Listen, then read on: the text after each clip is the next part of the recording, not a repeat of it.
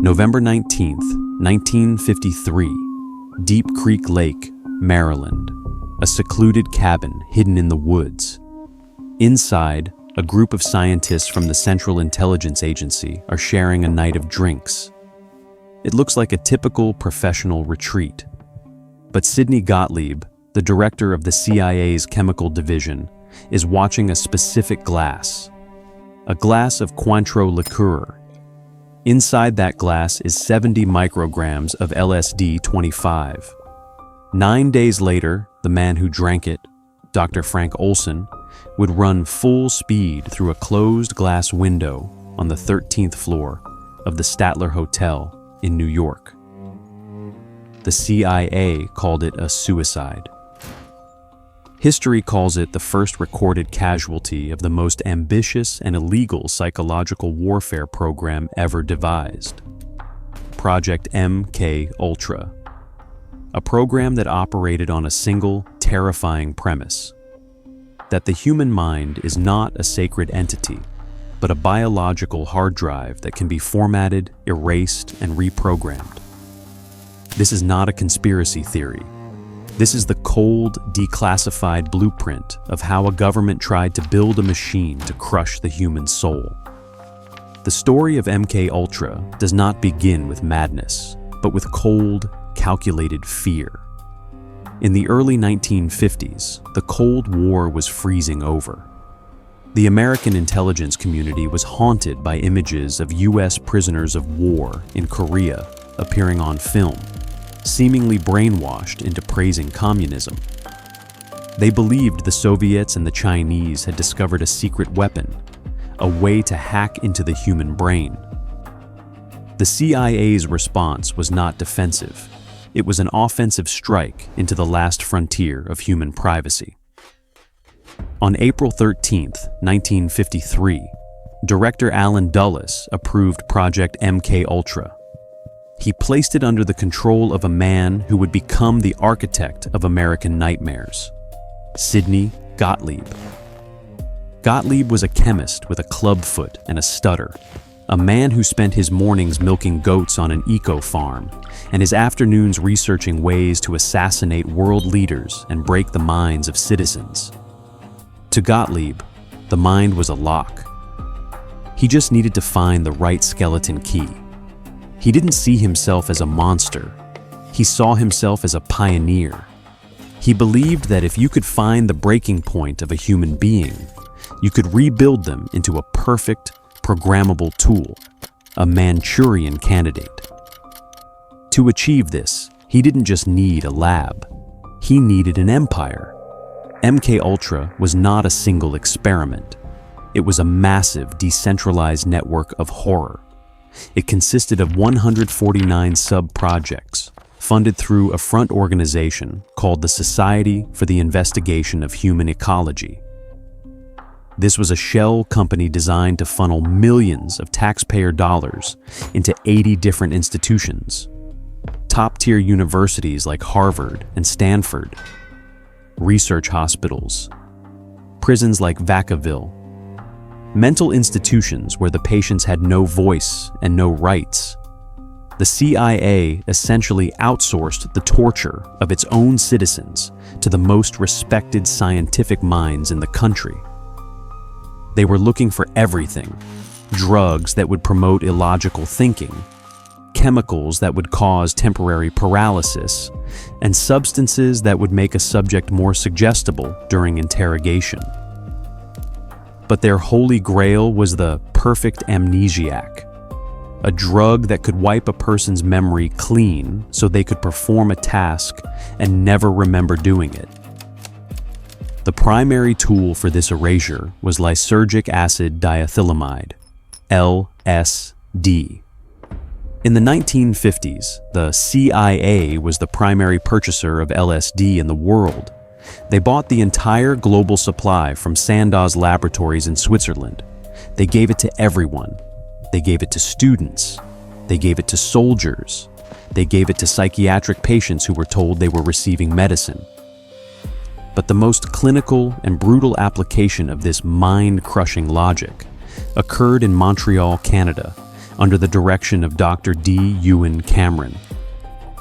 This was Subproject 68.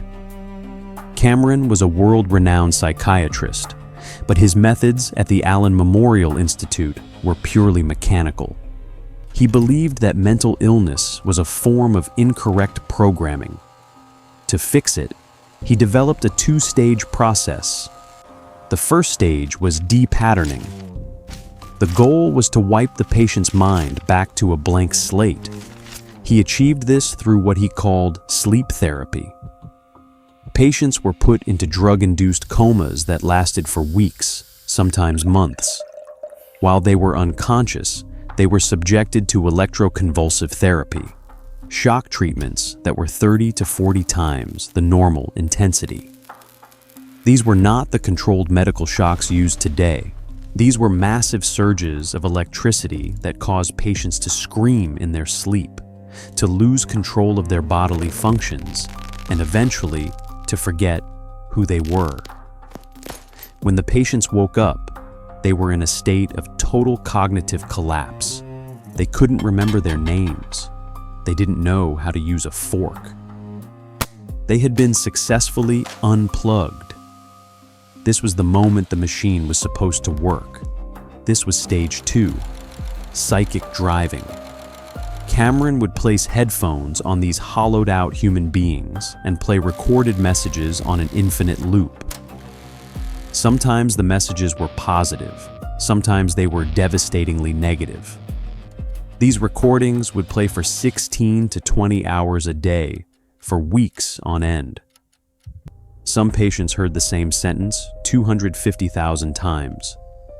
Cameron was trying to install a new personality into the empty shell. But the human brain is not a tape recorder. It is a living organ. And when you try to force it to be something it isn't, it doesn't reprogram. It shatters. The victims of Subproject 68 didn't become better. They became ghosts. People who had checked into the hospital for mild postpartum depression or anxiety came out unable to recognize their own children. Their memories were not just erased, their lives were stolen, and all of it was funded, monitored, and analyzed by Sidney Gottlieb's team at the CIA. They watched the data, they recorded the failures, and then they moved on to the next subproject. Because in the logic of MKUltra, a shattered life was just a necessary data point in the quest for total control. The machine was failing. Sidney Gottlieb and his team were realizing a terrifying mathematical truth about the human mind. It does not behave like a predictable algorithm. LSD was supposed to be a truth serum, a tool to unlock the brain's secrets and make spies talk. Instead, it was an agent of pure, uncontrollable chaos. It did not create the perfect, compliant operative. It created unpredictable psychosis. But rather than shut the program down, the CIA simply changed the testing ground. They moved from the controlled environment of the laboratory to the uncontrolled streets of American cities. This was the birth of Operation Midnight Climax. The CIA needed to observe how normal, unsuspecting citizens would react to being dosed with LSD in the real world. To do this, they recruited a man named George Hunter White, a federal narcotics agent with a reputation for brutality and a fondness for alcohol. White set up a safe house in San Francisco. He decorated it to look like a high-end brothel. He hired local prostitutes and paid them with government funds. Their job was simple. They would bring unsuspecting men back to the apartment, and while the men were distracted, the women would slip LSD into their drinks. Behind the walls of this fake brothel, the CIA had installed a two-way mirror. Behind that mirror sat George Hunter White and other intelligence officers. They sat in the dark. They drank martinis from a portable bar. They watched through the glass as American citizens began to hallucinate, panic, and spiral into terror. They took clinical notes on the mental breakdowns happening just inches away. Operation Midnight Climax was not scientific research. It was state-sponsored voyeurism. The system that was built to protect the nation had degenerated into a taxpayer-funded nightmare, operating with absolute impunity. But the paranoia that the CIA was injecting into the public soon began to infect the agency itself. The machine was eating its creators. The culture of MKUltra demanded constant testing, and eventually the scientists turned on each other. The directive was to understand how a person would react to a surprise dose in an everyday setting. So, CIA agents began secretly slipping LSD into the coffee cups of their own colleagues. They spiked the drinks of men they shared offices with, men they carpooled with. No one was safe. Trust within the chemical division evaporated. Every cup of coffee became a potential trap. Every office gathering carried the threat of a sudden, forced hallucinogenic trip. Men would show up to work and suddenly find themselves gripping their desks in terror, convinced the walls were melting, while the colleague at the next desk quietly monitored their pulse. The environment became a paranoid pressure cooker. The very weapon they had designed to break their enemies was now breaking the psychological stability of the agency itself. Gottlieb had unleashed a virus, and he had no cure. For 20 years, MKUltra operated in the shadows. But by the early 1970s, the political climate was shifting. The Watergate scandal was exposing the dark underbelly of the Nixon administration.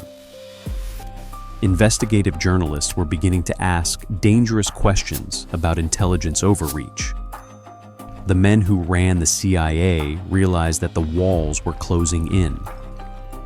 They had left a 2-decade-long paper trail of illegal human experimentation, kidnapping, and psychological torture. If Congress found the files, the agency would not just face embarrassment, it would face criminal dismantling.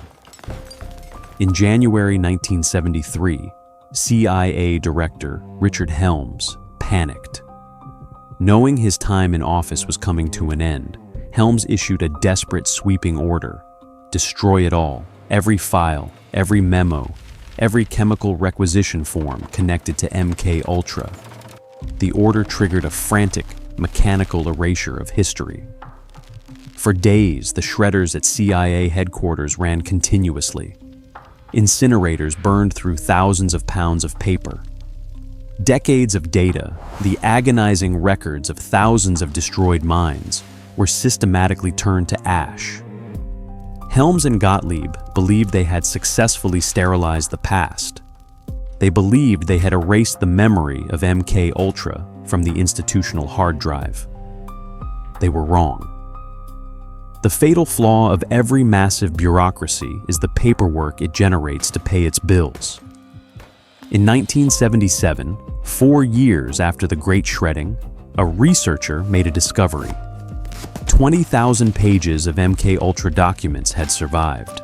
They were not found in a secret vault or a classified safe. They were found in the Financial Records Center. The CIA had successfully destroyed the scientific reports, but they had forgotten to shred the receipts. The expense reports, the invoices for the prostitutes, the purchase orders for the LSD, the accounting department had filed them in the wrong building. The empire was brought down by a clerical error. This discovery forced the United States Senate to launch the Church Committee hearings. For the first time, the architects of MKUltra were dragged into the light. Sidney Gottlieb, the man who had spent 20 years and $25 million trying to master the human mind, was called to testify. He sat before the senators, a man who had authorized the destruction of countless innocent lives in the pursuit of the perfect amnesia drug. The senators asked him for the details. They asked him about the doses, the victims, the safe houses.